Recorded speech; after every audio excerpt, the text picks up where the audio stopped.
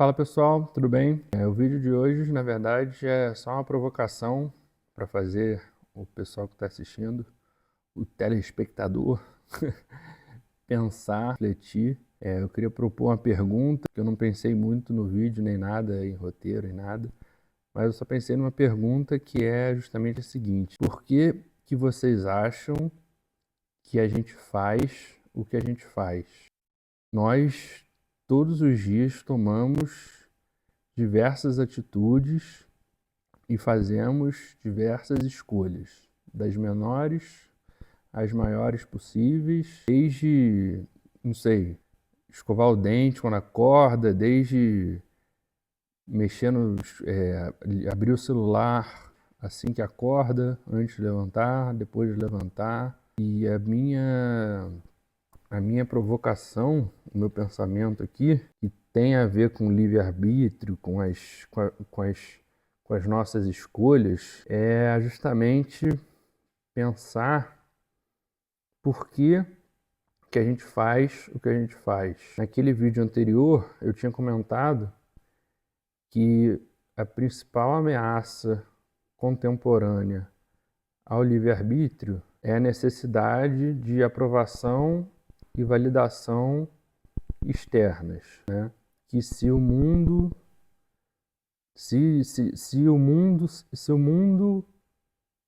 fosse uma realidade na qual não existisse essa, digamos, instituição de validação externa por algum motivo. Pensa naquele episódio de Black Mirror, ou naquele episódio de, acho que é Avenue 5, que as pessoas se dão notas, como se toda interação fosse uma corrida de Uber. Naquele episódio de Black Mirror, as pessoas se dão notas, cada pessoa tem a sua nota, e nesse episódio, que, salvo engano, é de Avenue 5, cada pessoa, Avenue 5 é como se fosse um, salvo engano, porque eu não assisti, né? Eu vi a chamada no YouTube, como se fosse um Doctor Who, assim, moderno. Cada pessoa interage com a outra e pode dar voto positivo ou voto negativo. E aí quem tem tantos votos negativos não pode acessar tais serviços, e tais serviços são para pessoas que somente têm votos, tantos votos positivos, né?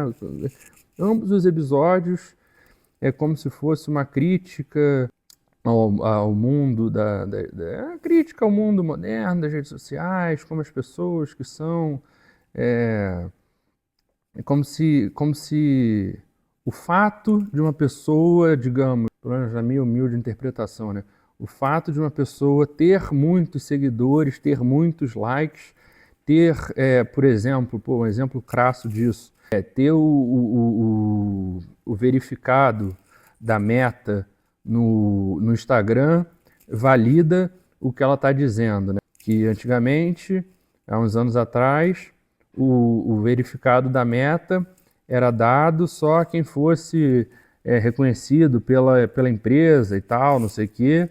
E hoje em dia a gente sabe que é vendido, né? Que você pode comprar, tanto no Twitter, lá no X, que o Elon Musk comprou e tal. Você pode comprar o verificado, o Instagram também vende verificado e tal. Isso dá uma falsa ilusão de autoridade. Ou seja, se eu pagar, sei lá quanto é que é, 50, 100 reais por mês, dólares, não sei, e eu falar um monte de besteira e um monte de abobrinha, a nossa cabeça que está enviesada, né? Isso tem a ver com economia comportamental, efeito manada, um monte de coisa, está enviesada a acreditar que só porque tem aquele verificado ali, o que aquela pessoa está falando é verdade, ela vai estar mais tendente, né? Vai tender a acreditar no que aquela pessoa está dizendo. Então, é como se você estivesse dizendo que quem pode pagar a fala de que quem pode pagar vale mais. Mas é uma comparação que não é muito interessante também, porque aquilo ali não tem muito a ver com quem pode pagar, mas na verdade que que a pessoa que tem a nota melhor é uma pessoa melhor porque ela é mais bem avaliada, tem mais votos positivos, e aí isso levanta uma discussão sociológica muito mais profunda, né? Por que tal a pessoa que tem mais votos positivos é melhor do que a pessoa que tem mais votos negativos? Isso são tantas variáveis, isso é uma coisa que é tão redutivista, né? Tipo, aquela pessoa ali tem mais votos negativos, então ela é pior do que a pessoa que tem mais votos positivos. A nota daquele motorista de Uber é pior do que aquele outro, então ele é uma pessoa pior, ele é um motorista pior, sabe? Tipo, é que nem você julgar a riqueza de uma pessoa, comparando mal e porcamente, pelo carro que ela dirige. Isso é uma coisa que eu sempre gostei de refletir, de comentar às vezes com os amigos e tal. O cara que aparece dirigindo um carrão, a única informação que isso me passa, que o indivíduo está dirigindo um carro caro naquele momento, a única informação que isso me passa é que aquele indivíduo está dirigindo um carro caro. Só isso, nada mais. O fato dele estar dirigindo um carro caro não me passa a informação de que ele é rico, não me passa a informação de que ele é bem de vida, não me passa a informação de que ele é feliz, não me passa absolutamente nenhuma informação. Entre infinitas possibilidades. O carro pode ser alugado, pode estar devendo, pode ser do amigo dele, pode ser do não sei o quê, pode ser financiado, pode ser, sabe, são N variáveis. Então as pessoas olham na rua, o cara dirigindo um carro de 500 mil reais e falam, porra, esse cara aí deve estar cheio do dinheiro, deve morar numa mansão, deve ser feliz pra caramba. Sabe o que isso me diz? O cara dirigindo um carro caro? Absolutamente nada. Então, é aquela velha história de que absolutamente tudo é relativo. E mesmo que o cara dirija um carro caro, o carro esteja no nome dele, more numa mansão e tenha uma fortuna na conta dele, um portfólio de investimentos de 100 milhões de reais, nada me garante que ele está feliz no final do dia.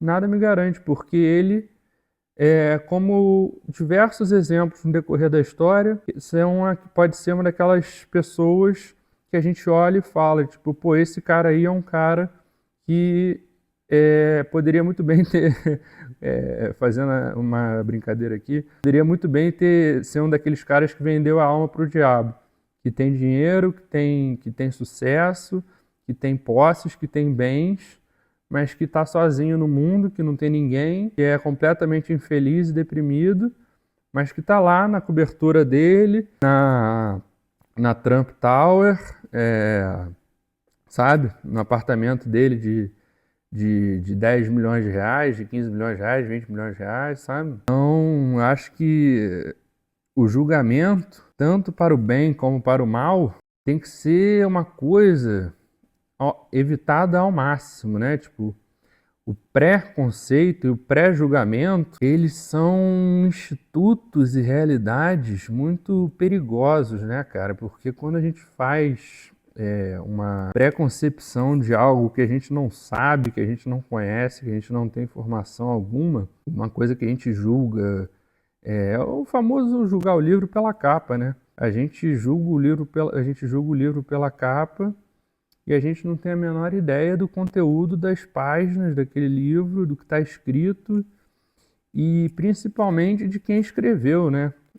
A reflexão de hoje é essa, é ter muito cuidado com o que a gente pensa, mesmo que no automático, sobre a vida das pessoas, porque muita gente parece que está muito bem, principalmente nas redes sociais, que hoje em dia a gente sabe que tem gente que é, pô, praticamente profissional em ser dublê de rico, fingir que é rico e essas coisas, mas na verdade a realidade é completamente distinta e tem muita gente que na verdade não fala nada e que vive a vida em silêncio, olhando para baixo, quieto, sem interagir, mas que está muito bem, seja financeiramente, psicologicamente, intelectualmente, sob o ponto de vista de relacionamentos interpessoais, de amizade e de família, relacionamentos familiares. Tem uma frase que eu acho muito interessante, que o que é belo, o que é bonito, o que é magnífico, o que é magnífico, ele não chama atenção, digamos assim. O que é magnífico não precisa ser fotografado, o que é magnífico não precisa ser, não precisa chamar atenção, sabe? Tipo, o que é belo chama atenção, mas o que é magnífico não precisa ser fotografado. Então, eu acho que algumas pessoas ao redor do mundo, assim, conseguiram entender esse código de existência, né? Viver a vida abaixo, sob os radares da mídia e das fofocas e da, e da vida pública. Então eu admiro muito quem ganha muito dinheiro e quem fica muito feliz e quem vive uma vida muito feliz e quem tem uma família maravilhosa e quem é rodeado de amigos e que não precisa chamar atenção de nada nem de ninguém e que vive a vida dele ou dela feliz ali no canto dele ou no canto dela sem chamar atenção. E eu consigo pensar em diversos exemplos aqui de pessoas incríveis que eu admiro muito, espetaculares, que, tem dinheiro, tem famílias espetaculares e tem amigos, muitos amigos, e que não chamam e não tem necessidade de chamar a atenção de ninguém em rede social, em mídia, em jornal, nessas coisas, em página de fofoca. E são pessoas que eu acho que realmente entenderam como é viver a vida bem e principalmente em paz, sabe? Eu acho isso assim uma coisa muito muito evoluída assim do ponto de vista de existência pessoal mesmo, sabe? E por hoje é isso. Valeu, pessoal. Obrigado.